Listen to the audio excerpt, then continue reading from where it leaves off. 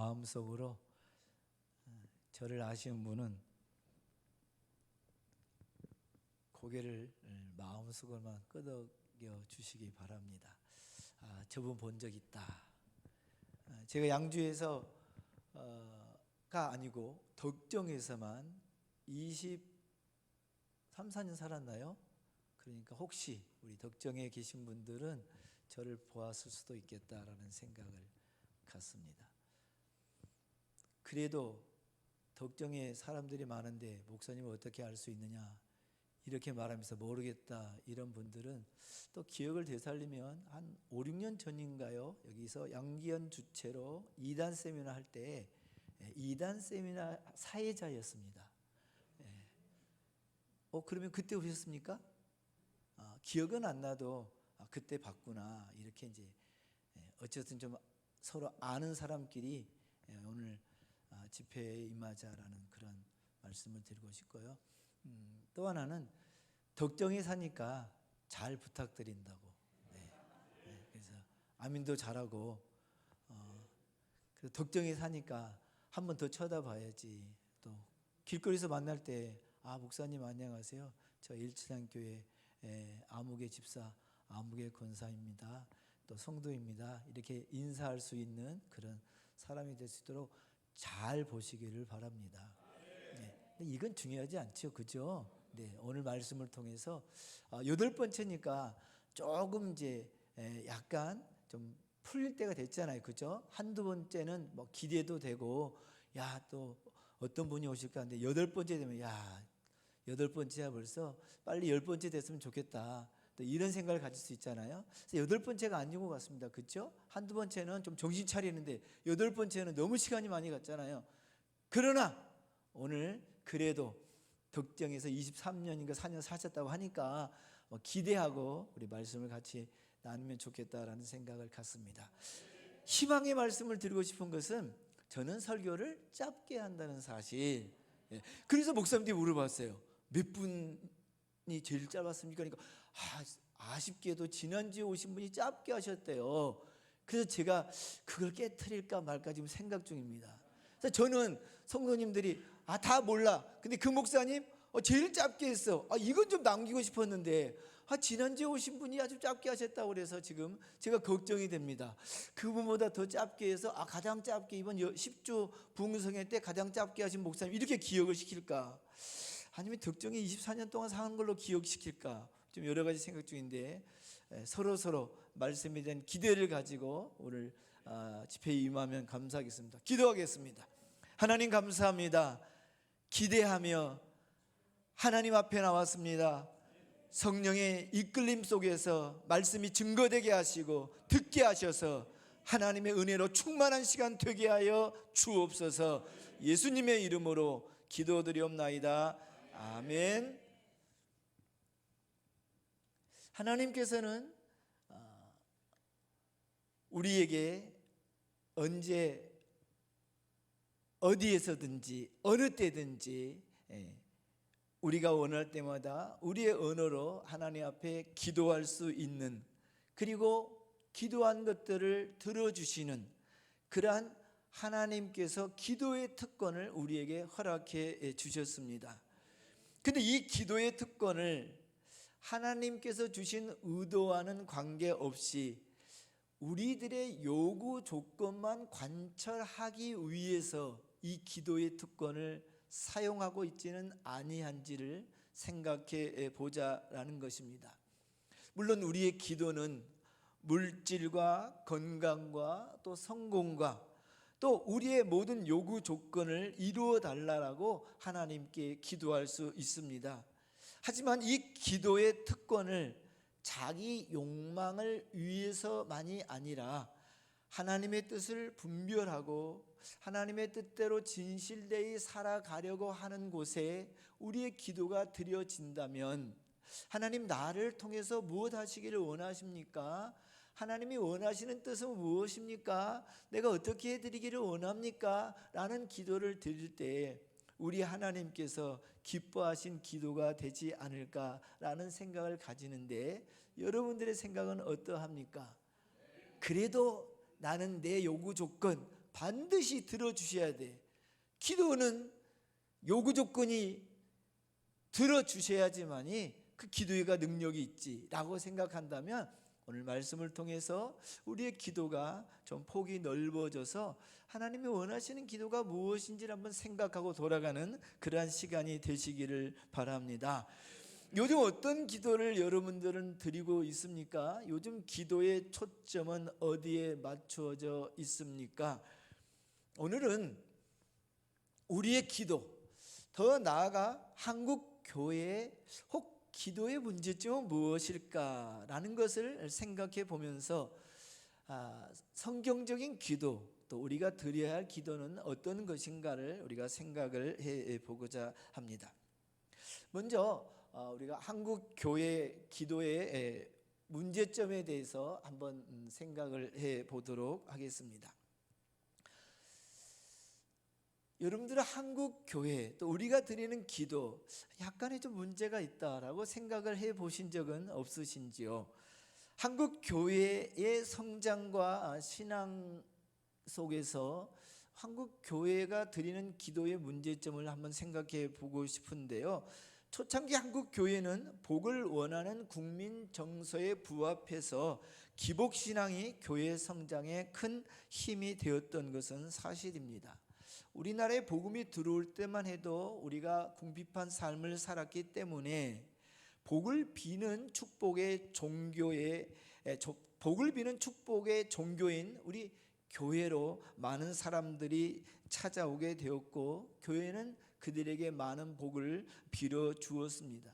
그리고 교회를 통해서 그들이 많은 복을 받아 누렸던 것 또한 사실입니다. 그러다 보니 기독교 신앙이 말 그대로 복을 달라고 비는 기복신앙이 되었고, 그래서 이들 중심에도 복을 구하고자 하는 마음이 자리 잡혀서 개인도 교회도 신앙생활의 지향 목표도 복을 얻고자 하는 데 초점이 맞추어져 있었던 것을 볼 수가 있습니다. 이런 결과로 부, 명예, 건강, 그리고 장수 등은 하나님의 축복으로 보았지만 병이나 가난이나 사고나 재난이나 실패나 단명 등은 저주나 하나님의 벌로 여겼으니 모든 신앙인들이 복을 빌고 복을 받고자 하는 기복신앙에서 벗어날 수가 없었던 것입니다. 물론 성경에서도 복을 말할 때 물질적인 것을 아주 배제하지는 않았습니다.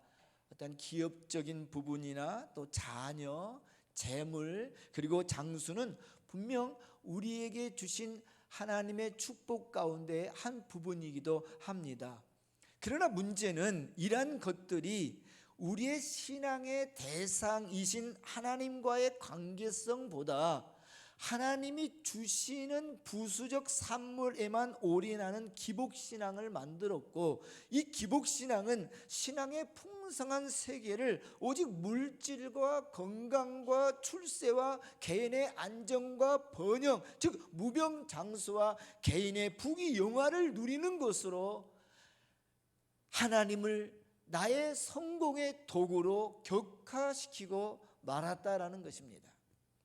한국 교회와 우리 신앙인들이 이런 기복주의적 가치관과 축복관을 가지게 되면서 자연스럽게 우리의 신앙이 이런 기복신앙에서 벗어나지 못하게 되면서 기도 또한 물질과 번영과 성공의 그리고 축복의 그 초점이 맞추어질 수밖에 없었다라는 것입니다.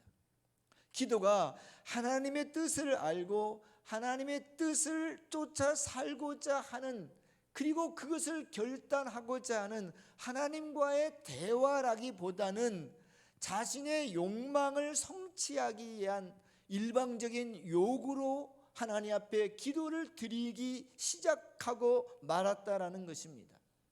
이런 기독교의 기복신앙이 기도의 사람으로 만들어서 우리는 여전히 하나님이 원하시는 사람, 하나님이 원하시는 기도가 아니라 내가 복을 받기 위한, 내가 출세하기 위한, 내가 성공하기 위한, 그래서 하나님 나에게 복을 주시옵소서 라고 복을 비는 기도를 여전히 드릴 수밖에 없었다라는 것입니다. 그렇다면 우리는 어떤 기도를 드려야 할까요?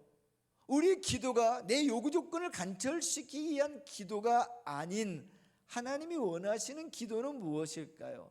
성경적인 기도는 무엇일지 오늘 우리는 바울의 기도의 예를 통해서 한번 살펴보고자 합니다. 먼저 바울의 기도의 특징을 한번 살펴보면요, 그가 어떤 기도를 드렸는지 바울 서신을 통해서 알 수가 있는데요, 그의 기도를 한번 정리해 보면 이러한 기도를 그가 드렸던 것을 볼 수가 있습니다. 소망의 기도, 소망이 넘치게 되기를 원하는 기도를 하나님께 드렸던 것입니다. 그리고 평강의 하나님이 함께하기를 원하는 그런 기도를 드렸던 것을 볼 수가 있고요, 그리고 하나님의 말씀의 비밀을 깨달을 수 있는 통찰력을 달라고 기도했는가 하면 하나님의 은혜에 감사하는 기도를 드렸던 것을 볼 수가 있습니다. 그런가 하면 연약한 성도들을 위해서 기도했고요, 그리고 환난 당하는 자들을 위해서 기도했던 것을 볼 수가 있습니다. 그런가 하면 글씨가 작아서 잘 안 보이네요. 네.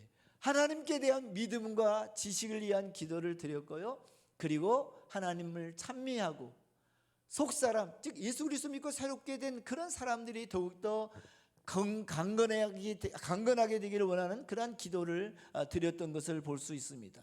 그리고 하나님의 사랑을 알기 위한 그러한 기도를 드렸던 것을 볼 수가 있습니다. 그리고 의의 열매를 위한 기도, 거룩함과 형제 사랑을 위한 기도 등 바울의 기도 대부분은 그리스도인의 삶에 관한 것이었고 자신보다는 타인을 위한 기도가 하나님 앞에 드려졌던 것을 볼 수가 있습니다. 그리고 바울의 기도 가운데서 빠지지 않는 것이 있었는데요, 그것은 감사가 빠지지 아니했습니다. 오늘 본문 15절 16절에도 보면 주 예수 안에서 너희의 믿음과 모든 성도를 향한 사랑에 대해서 내가 들었는데 내가 너희를 위해서 기도하고 늘 기억할 때마다 너희로 말미암아 감사하기를 그치지 아니한다고 성도들을 향한 감사의 기도를 드렸는가 하면 바울 서신 골로새서 1장과 데살로니가전서 1장과 로마서 1장에서 보면 내가 너희를 위해 기도할 때마다 하나님 아버지께 감사한다라고 기도하는 것을 볼 수가 있는데요, 이것은 성도들이 믿음과 사랑과 하늘의 소망을 두고 살아가고 있는 모든 행위에 대해서 내가 하나님 앞에 감사의 기도를 드렸다라고 하는 것을 볼 수가 있습니다. 그러니까 바울은 소위 축복이라는 기복적인 기도를 찾아볼 수 없고요, 이 땅 위에서 모든 것을 이루려고 하는 이기적이고 탐욕적인 기도도 발견할 수가 없었습니다. 물론 그의 기도 가운데서 의외가 있습니다. 우리가 잘 아는 고린도후서 12장에 보면 자신의 병을 고치기 위해서 하나님 앞에 3번씩 기도하는 외적인 기도의 모습이 있기도 했습니다. 그러나 바울의 기도에는 일시적인 피로를 채워달라고 요구하는 것은 거의 없었던 것을 볼 수가 있습니다. 그가 관심을 가지고 기도했던 것은 영적인 것들이었고 신앙의 본질에 관한 문제를 가지고 하나님 앞에 기도했던 것을 볼 수가 있습니다.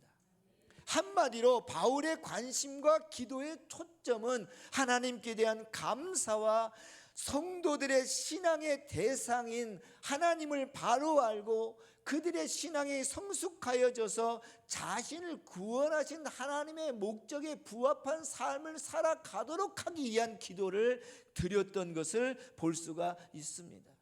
그리고 그는 그들의 기도를 통해서 하나님을 기쁘시게 하고 하나님을 영화롭게 하기 위한 자들이 되도록 기도했던 것을 우리는 바울 서신의 그의 기도를 통해서 찾아볼 수가 있는 것입니다. 그렇다면 우리는 어떤 기도를 드려야 할까요? 우리는 이제 어떤 기도를 드려야 될 것인지를 한번 생각해 보겠습니다. 첫 번째로는 기도의 기초, 기본을 알고 기도하자라는 것입니다.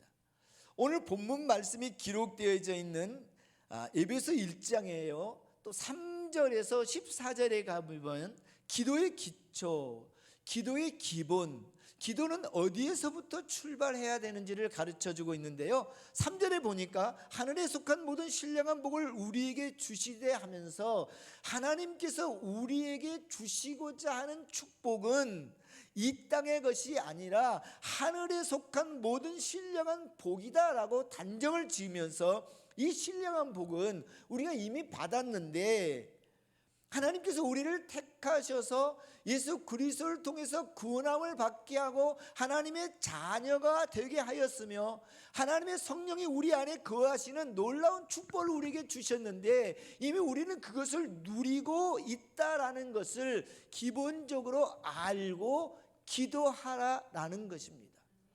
그러니까 내가 원하는 것을 들어달라고 기도하기 전에 내가 어떠한 사람인지를 먼저 알고 기도하라는 것입니다. 너는 이미 하나님의 축복을 받았다는 것입니다. 구원의 은혜를 받았으며 하나님의 성령이 너희 안에 거하며 이런 놀라운 축복 가운데 거하는 너 자신을 먼저 알고 그리고 하나님께 기도하라는 것입니다. 그러므로 하나님의 자녀된 우리, 이 놀라운 특권을 누리고 있는 우리는 이 땅에 살면서 어떻게 살아야 될 것인가, 그 은혜에 어떻게 보답하며 살아가야 할 것인가, 이렇게 생각하며 기도해야 되지 않느냐라는 것입니다. 이 부분을 특별히 에베소 1장 6절과 12절과 14절에서는 이렇게 말씀합니다. 우리에게 거저 주시는 바 그의 은혜의 영광을 찬송하게 하려는 것이다 하면서 우리 하나님의 은혜와 그 영광을 드러내야 할 책임과 사명이 구원받은 우리에게, 하나님의 은혜와 특권을 받은 우리에게 있음을 우리의 삶을 통해서 드러내야 되는데, 이런 책임과 사명감을 가지고 기도하자라는 것입니다. 그러면 내 기도가 어떤 기도가 되겠느냐라는 것입니다. 우리 자신을 한번 돌아봅시다. 우리는 하나님의 분명한 뜻과 하나님의 분명한 원하시는 그런 계획이 있어서 많은 사람들 가운데서 우리를 죄와 사망에서 구원해 주시고 예수 그리스도를 통해서 제사함 받고 영원한 천국을 소유할 수 있는 그런 은혜를 우리에게 부어 주셨습니다. 우리는 예수님을 믿고 영원한 하나님의 나라에 가는 것을 확실히 믿습니까? 그렇다면 우리는 더 좋은 하나님 나라에서 살기 위해서 이 땅에 살 필요가 없습니다. 왜냐하면 빨리 하나님 나라에 가야 됩니다. 이 땅보다는 하나님 나라가 더 좋은 것을 우리가 더 잘 알고 있기 때문입니다. 그러면 우리가 이곳에 살게 하신 하나님의 뜻이 무엇인지를 생각해 보아야 되지 않느냐라는 것입니다. 왜 하나님은 우리를 아직까지 이 세상에 살게 하시느냐라는 것입니다. 그 이유는 구원받은 백성들이 이 세상에 살면서 하나님의 백성으로서의 거룩한 모습을 보이며 구원받은 자로서의 합당한 삶을 이 땅에 살면서 실제적으로 나타내 보이며, 그리고 이 세상에서 하나님이 하나님 되심을 보여주는 삶을 우리로 하여금 살아가라고 우리를 이 땅에 구원받았음에도 불구하고 남겨두셨다라는 것입니다. 그러므로 우리는 이렇게 살지 않고 있는 이 세상 속에서 하나님께로부터 구원받은 자로서는 어떠한 삶을 살아가야 되는지, 그런 자가 될 수 있도록, 그리고 그런 책임을 이 땅에 살면서 감당할 수 있도록 하나님 나에게 그와 같은 삶을 살 수 있도록 믿음도 주시고 용기도 주시고 힘을 더하여 주옵소서, 이런 기도를 하나님 앞에 드려야 되지 않겠느냐라는 것입니다. 나를 구원해 주신 그 구원의 은혜를 첫 번째 조건으로 알고 하나님 앞에 기도할 수 있는 모두가 되시기를 바랍니다. 그러므로 우리는 이렇게 살지 않는 세상 속에서 이렇게 살고 있다라는 그런 자부심 속에서 오늘도 이곳에 참여했을 때 우리의 기도의 모습은 달라지게 될 줄로 믿습니다. 우리의 기도는 어떤 기도를 드려야 되나요? 두 번째로는 우리가 너무나도 잘 알고 있는 기도의 대상이 어떤 분인지를 알고 기도해야 될 줄로 믿습니다. 물론 우리는 기도의 대상을 잘 압니다. 그렇다면 그 기도의 대상이 하나님이시라면 그 하나님이 어떤 분인지를 알고 기도할 때 우리의 기도는 조금 달라지지 않을까라는 생각을 가져봅니다. 바울은 그의 서신서를 통해서 기도할 때마다 하나님을 아버지라고 표현을 했습니다. 그의 기도의 대상은 하나님 아버지였습니다. 우리의 기도의 대상도 하나님 아버지인 줄로 믿습니다. 오늘 본문 17절에서도 우리 주 예수 그리스도의 하나님 영광의 아버지라고 표현하는 것을 볼 수가 있습니다. 우리 주님께서도 마태복음 6장에서 주기도문을 통해서 기도를 가르쳐 주실 때에 하늘에 계신 우리 아버지 하면서 아버지로 호칭을 했습니다. 심지어 바울은 로마서 8장 15절에서 이제 좀 개혁된 개혁 개정판을 보면 하나님을 아빠, 아버지라고 불렀던 것을 우리는 익히 알고 있습니다. 그렇다면 우리의 기도의 대상이신 하나님, 그 하나님을 왜 아버지라고 표현을 했습니까? 우리가 기도하고 있는 대상은 다름 아닌 하나밖에 없는 독생자 예수 그리스도를 우리를 위해서 십자가에 죽기까지 우리를 향한 자기 사랑을 확인시켜 주신 분이 하나님이십니다. 하나밖에 없는 독생자 예수를 십자가에 죽이시면서까지 우리를 구원해 주신 분이 바로 하나님 아버지시다라는 거예요.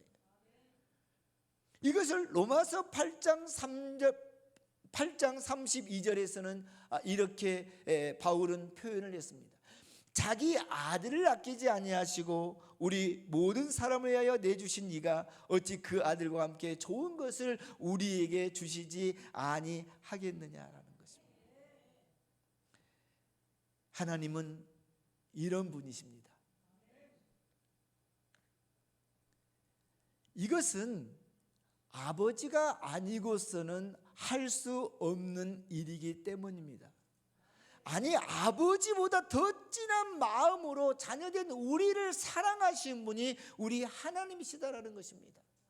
그러므로 우리의 기도의 대상자이신 하나님 아버지는 자기의 피로 값주고 산 우리를 자녀 삼으셔서 선한 길로 인도하시고 항상 좋은 것을 주시기를 기뻐하시며, 때로 우리가 고난을 당하고 슬픔을 당할 때에도 모든 것을 합력해서 선을 이루어 가시는 그러한 하나님이십니다. 그런데 그분이 우리의 기도의 대상자이신 우리 아버지 하나님이시다는 사실입니다.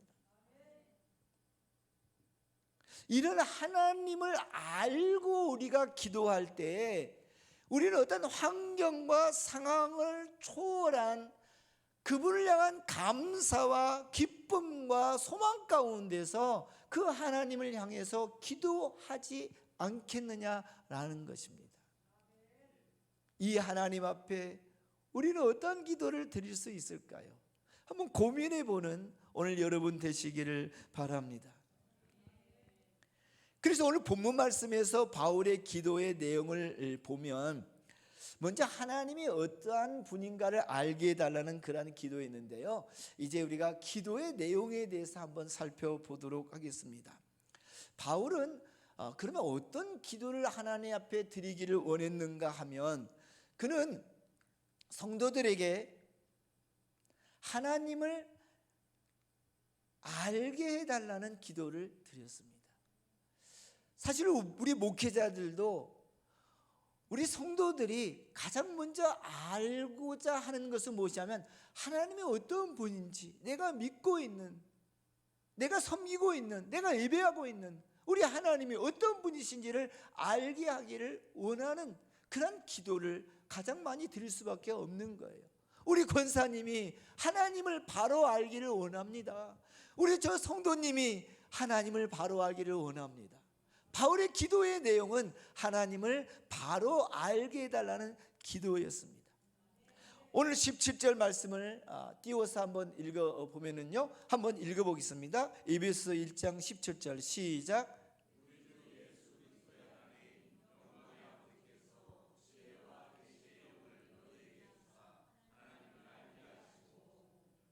아멘. 그렇죠? 바울은 성도들이 무엇보다도 먼저 하나님을 알게 되기를 원하는 기도를 드리는 것을 볼 수가 있습니다. 특히 17절에 보면 하나님 아버지께서 지혜와 계시의 영, 즉 지혜와 성령을 주셔서 우리 성도들이 하나님의 어떤 분이신지를 더 깊이 더 바로 알게 되기를 원하는 기도를 드리고 있는 것을 볼 수 있는데요, 여기 17절에서 하나님을 안다라는 것은 단순히 하나님의 존재를 안다라는 차원을 넘어서 우리 성도들이 하나님의 뜻이나 하나님의 계획이나 우리를 향한 바람이나 그리고 우리를 다루시고 인도해 가시는 방법 등 모든 것을 포함해서 알기를 원하신다라는 것입니다. 그저 우리가 하나님은 아버지시고 우리가 기도하면 들어주시는 그런 하나님의 차원이 아니라 그분이 나에게 원하는 것은 무엇인지 알게 해달라는 그러한 기도, 그분의 계획이 어떤 것일까, 그분의 뜻이 무엇일까, 그분의 뜻과 생각이 담겨있는 말씀에 있지만, 그래서 우리가 말씀을 보는 거 아닙니까? 말씀을 듣는 거 아니에요? 하나님의 뜻과 생각이 말씀 속에 담겨져 있으니 우리가 말씀을 읽고 말씀을 듣고 그 말씀을 상고하는 거 아닙니까? 오늘도 그래서 말씀을 듣는 거예요. 그래서 여러 목사님들을 초청해서 우리 성도들에게 하나님의 말씀을 알게 해달라고 우리 목사님이 그토록 힘을 쏟는 것 아닙니까? 그래서 저도 여기까지 왔고요. 이처럼 바울은 하나님을 아는 것의 중요성을 강조했는데요, 왜 하나님을 바로 알게 해달라고 그렇게 기도했을까요? 참된 신앙은 하나님을 바로 아는 것이 중요하기 때문입니다. 참된 신앙이 되기 위해서는 내가 믿고 있는 믿음의 대상이 하나님이신데 그 하나님을 바로 아는 것이 중요하기 때문이며, 하나님을 모르면 결코 참된 신앙인이 될 수 없고 바른 기도를 드릴 수가 없기 때문인 것입니다. 참된 신앙이란 절대자 하나님을 내가 기도하면서 좌로 우로 흔들어서 요구하는 조건을 들어주게 만들어서 그것을 응답받게 하는 것이 참된 신앙인이다가 아니라는 것입니다. 여러분, 우리는 나 믿음 좋다라는 것을 어떻게 평가합니까? 내가 기도했더니 응답되어서 이루어 주셔서 할렐루야 아멘, 참된 신앙인으로 알고 있다. 물론 참된 신앙인 맞습니다. 그러나 더 좋은 참된 신앙인은 하나님을 인간이 좌지우지할 수 없다는 것을 분명히 알고 내가 그 하나님 앞에서 날마다 변화되어 가려고 하는 삶의 모습을 지니려고 하는 것이, 즉 내가 그 하나님 앞에서 각오하는 다른 가치관을 가지고 축복관을 가지고 행복관을 가지고 신앙관을 가지고 살아가려고 하는 이런 모습 속에서 꿈틀대고 있는 자가 참된 신앙인이라는 것입니다. 그러므로 우리가 기도할 때 어떻게 기도를 하면 내 요구 조건을 관철시킬 수 있을까가 아니라, 우리가 믿고 있는 하나님은 내 뜻대로 좌지우지하는 분이 아니라 그분의 뜻을 쫓아서 내가 변화되고 내 가치관을 바뀌고 내가 하나님의 뜻대로 살려고 하고 하나님이 원하시는 기도가 무엇인지를 생각하면서 기도하려고 하는 이런 자가 참된 신앙이다라는 것입니다. 그럼 우리가 믿는 하나님은 어떤 분이십니까? 물론 수많은 정의를 내릴 수 있습니다. 그렇죠. 우리는 조직신학적인 면에서 보면 창조주 하나님, 생사화복을 주관하신 하나님, 전지전능하신 하나님, 무소부재 안 익으신 곳이 없는 하나님, 영원하신 하나님, 사랑이 많으신 하나님, 너무나도 많은 하나님에 대한 정의를 말할 수가 있습니다. 그렇다면 여러분들의 하나님은 지금 어떤 하나님을 가장 많이 지금 선호합니까? 모든 것을 할 수 있는 전지전능하신 하나님을 선호하십니까? 사랑이 많으신 하나님을 지금 원하고 있습니까? 영원하신 하나님을 원하시고 있습니까? 아니 계신 곳이 없는 곳에서 나를 늘 붙들어 주시고 인도해 주시기를 원하시는 하나님을 원하십니까? 맞습니다. 이런 하나님을 우리는 사모하고 이런 하나님을 늘 간직하면서 살아가고 있습니다. 그렇다면 그분이 우리 하나님이시라면 내가 그분에게 기도할 때 그분에게 겨우 내 요구 조건을 관철시키기 원하는 그런 기도만을 하나님 앞에 드려야 되겠느냐라는 것입니다. 그러므로 우리가 기억해야 할 것은 이 하나님이 우리 아버지시라면 내가 먹고 사는 문제를 가지고만 하나님 앞에 기도해야 되겠느냐라는 것입니다.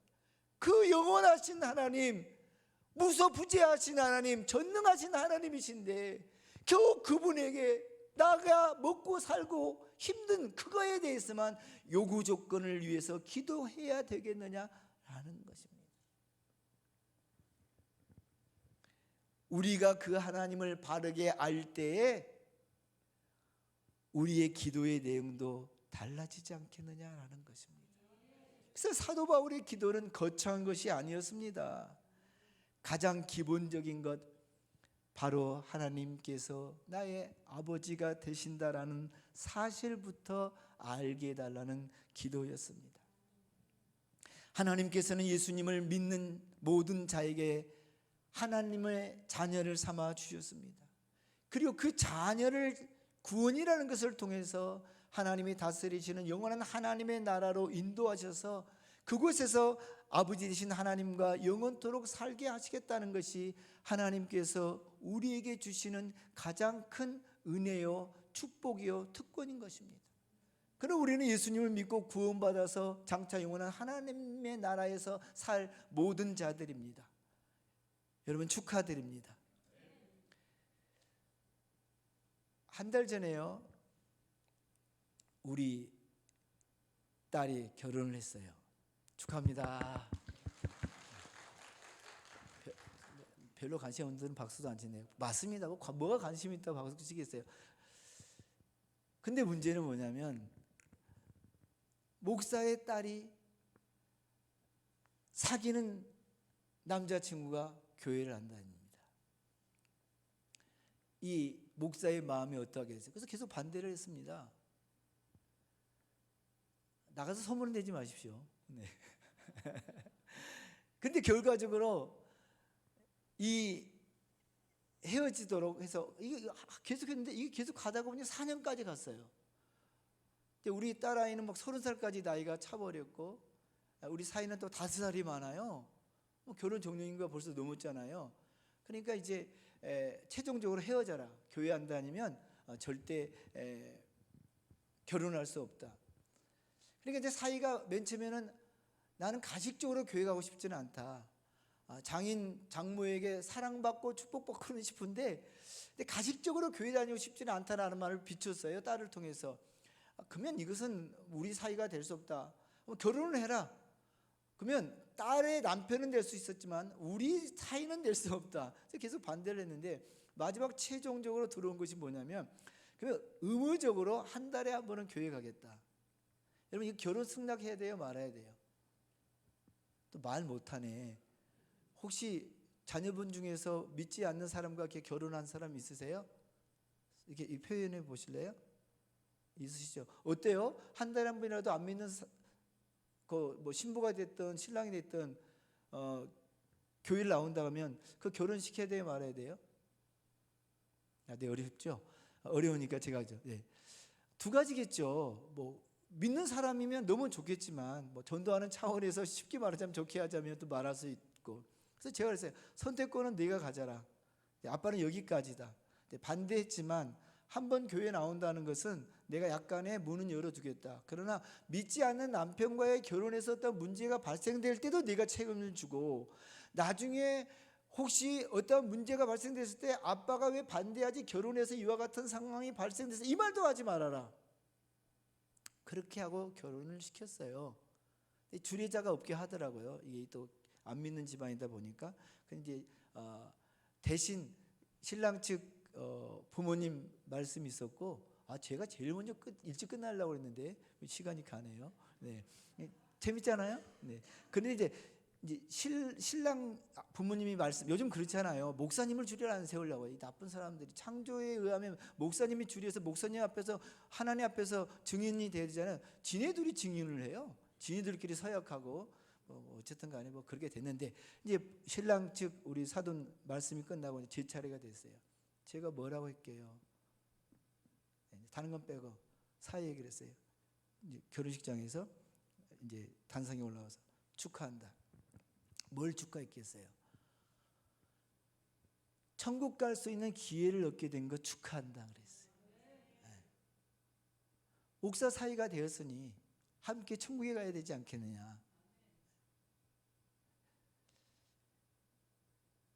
그런 말을 하면서 우리가 하나님의 자녀가 되어서 하나님의 나라에 간다라는 이 사실이 얼마나 큰 축복인지를 새삼 느낀 거예요.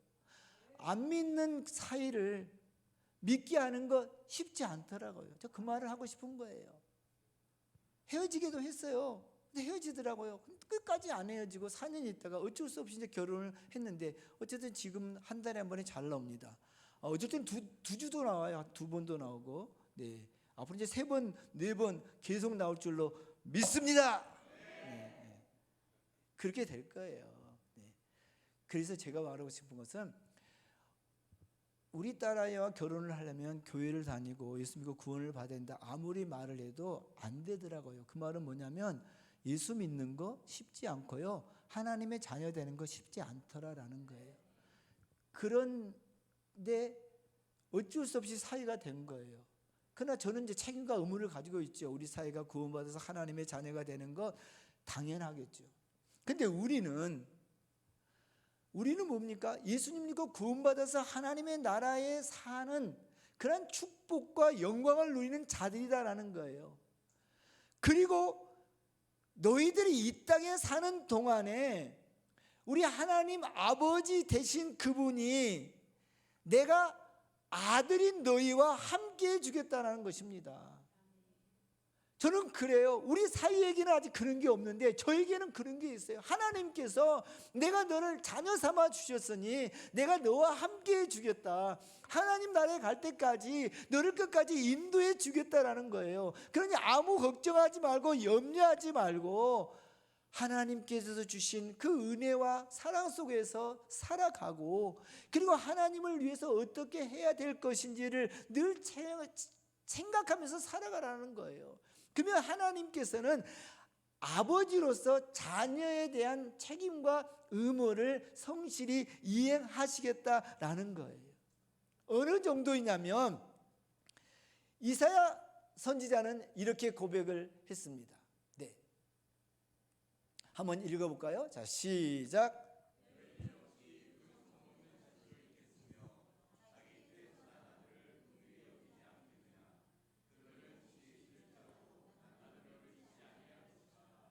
아멘. 여인은 그 젖먹인 자식을 잊을 수가 없고 자기에게서 태어난 자녀를 긍휼히 여길 수밖에 없다라는 겁니다. 그럼에도 불구하고 그들은 혹시 그 아들을 잊을지라도 하나님께서는 너를 잊지 아니할 것이다라는 약속을 우리에게 분명히 해 주셨습니다. 저는 다른 게 아니고요, 이분이 우리가 믿고 있는 하나님이시다는 것입니다. 그분이 우리의 아버지다라는 것입니다. 참된 신앙인이라면 이런 하나님이 나의 하나님이시다라는 사실을 알아 어떤 고난과 역경이, 그리고 실패와 가난이, 질병과 우환이 혹 닥쳐올지라도 하나님 없는 자처럼 원망하거나 낙심하지 말고 하나님이 언제나 나와 함께 하시는 우리 하나님 되심을 늘 알 수 있는 자가 되게 해달라는 기도였습니다. 저는 오늘 여러분들이 다른 건 다 몰라도 우리 하나님은 이런 하나님이시야, 이거 하나만은 알고 기억하고 깨닫고 돌아가는 모두가 되시기를 바랍니다. 이 하나님이 우리를 책임져 주시지 않겠느냐라는 것입니다. 다시 말씀을 드립니다. 이 하나님이 우리 하나님이시라면, 이 하나님이 나의 삶을 책임져 주신다면, 물론 좋은 것도 좋지 못한 환경 속에서도 나를 이끌어 가시는 하나님이시라면, 우리가 이 땅에 살면서 불필요한 근심과 불안의 삶을 살아가는 것이 아니라 이 모든 것에서 해방되어서 내가 이 세상에 사는 동안 그 하나님을 위해서 살겠다라는, 내 삶을 그 하나님께 내어드릴 수 있는 그런 삶의 자세를 가지고 기도하고 살아가지 않겠느냐라는 것입니다. 이 하나님이 바로 우리 하나님이시라면, 내가 이 하나님을 바로 알고 믿는다면, 이 땅에서 우리는 겨우 의식주 문제를 해결해 달라고 하나님께 기도하는 것이 아니라 하늘의 뜻이 하나님의 뜻 가운데서 이루어진 것처럼 이 땅에서도 하나님의 뜻이 나를 통해서 이루어 달라는 그런 기도를 드리지 않겠느냐라는 것입니다. 나를 통해서 하나님이 원하시는 일들이 이루어지지 않겠느냐, 그런 자가 되게 해달라고 그 하나님 앞에 기도하지 않겠느냐라는 것입니다.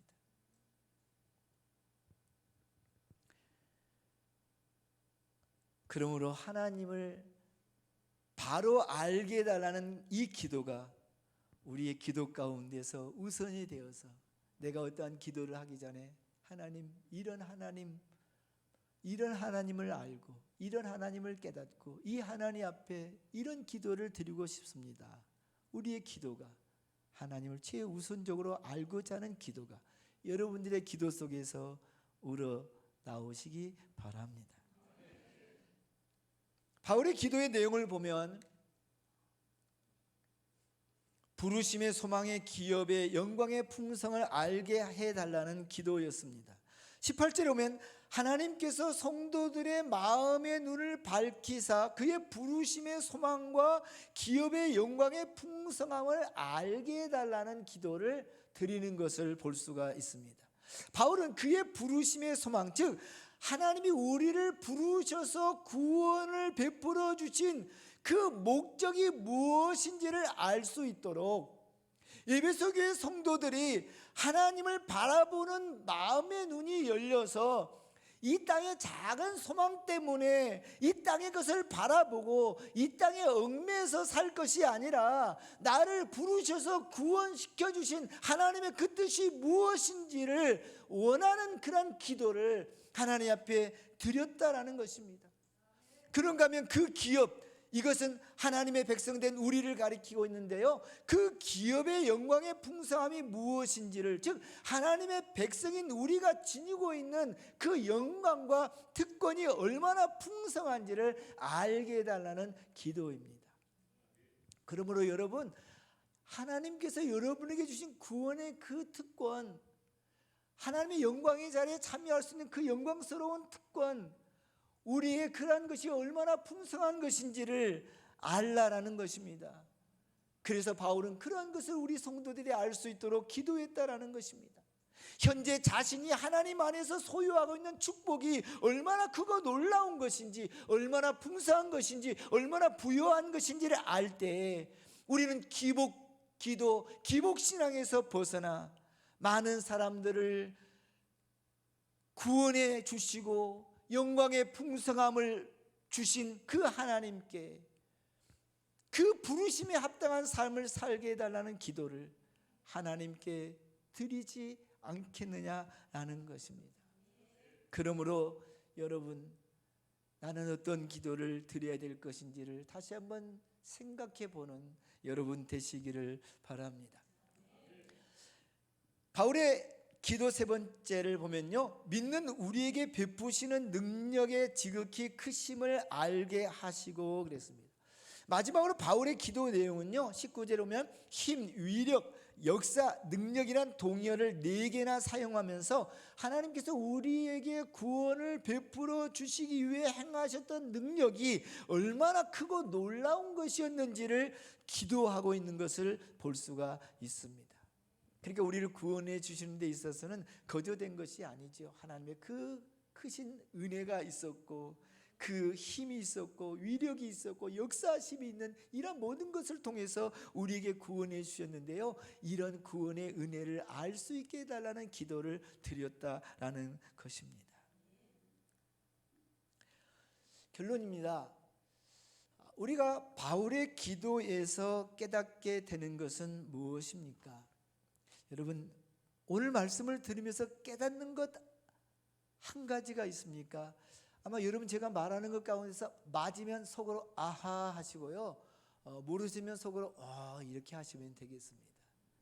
바울의 기도에서, 오늘 말씀을 드린 이 기도 속에서 깨닫는 것이 무엇이냐면, 바울의 그 기도에서 중요한 것은 하나님이 강조되었다라는 사실입니다. 기복신앙, 기복기도는 누가 강조됩니까? 철저히 나 자신입니다. 내가 잘 돼야 되고, 내 자녀가 잘 돼야 되고, 내 가정이 잘 돼야 되고, 내 사업이 잘 돼야 되고, 내가 다니는 직장이 잘 돼야 되고, 내 주변이 다 잘 돼야 되는, 두루두루 다 자기 자신입니다. 그러나 바울은 철저히 하나님이 강조되었습니다. 하나님을 알게 하시고, 하나님의 뜻하신 바가 무엇인지 알게 하시고, 우리를 구원해 주신 그 구원의 은혜의 풍성함이 무엇인지 알게 해달라는 그런 기도였습니다.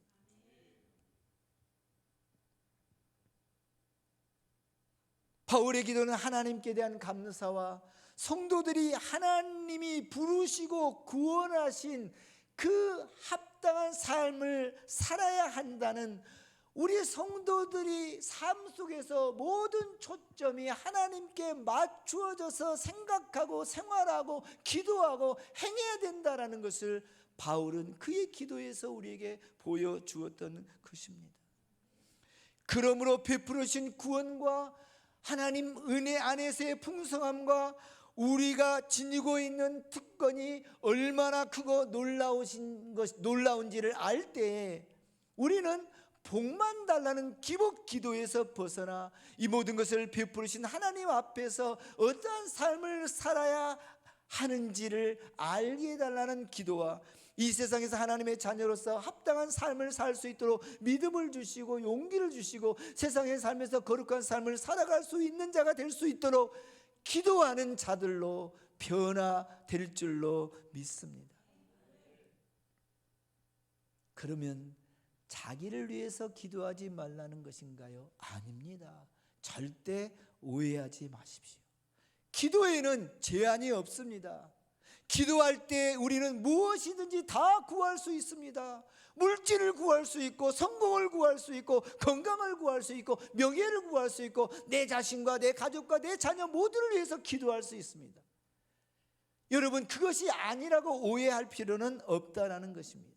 그러나 우리가 기도할 때 그런 기도도 하지만 내 이기적인 욕구 속에서의 기도를 했다면, 이제는 자기만을 위한 이기적인 기도에서 벗어나 언제나 하나님의 영광을 구하고 다른 사람을 사랑하고 섬기게 한 기도와 그분 앞에서 구원받은 자로서 어떻게 하면 합당한 삶을 살아갈 수 있을까라고 생각하면서 드리는 그 기도와, 하나님이 원하시는 삶을 어떻게 하면 살아갈 수 있습니까? 라고 기도할 수 있는 여러분 되시기를 바랍니다.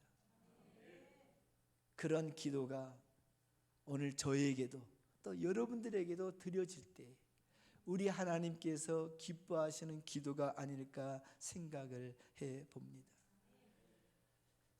정체성이라는 것을 아시죠? 나는 하나님의 자녀, 예수 믿고 구원받은 자, 그렇다면 그 가치관이 바뀌어져야 되지 않습니까? 이 세상이 아니라 하나님의 나라로. 그러면 이 땅의 것도 구하지만 우리의 모습 속에서 저 하나님의 나라를 위한 기도가 더 중점적으로 드려져야 된다는 사실입니다. 이것은 우리의 정체성, 나는 하나님의 자녀요, 예수님 믿고 구원받아서 하나님 나라에서 살 사람이라는 이런 가치관이 바뀌지 않는 이상 힘듭니다. 그래서 우리의 기도도 마찬가지입니다. 우리가 지금까지 그러한 기도를 드렸다면 한번 그것을 바꿔보자라는 것입니다. 하나님, 그러한 기도를 드렸습니다. 좋고요. 그 다음에 한 가지 더 합쳐서 하나님이 원하시는 기도를 또 드릴 수 있는 저와 또 여러분 되시기를 바랍니다.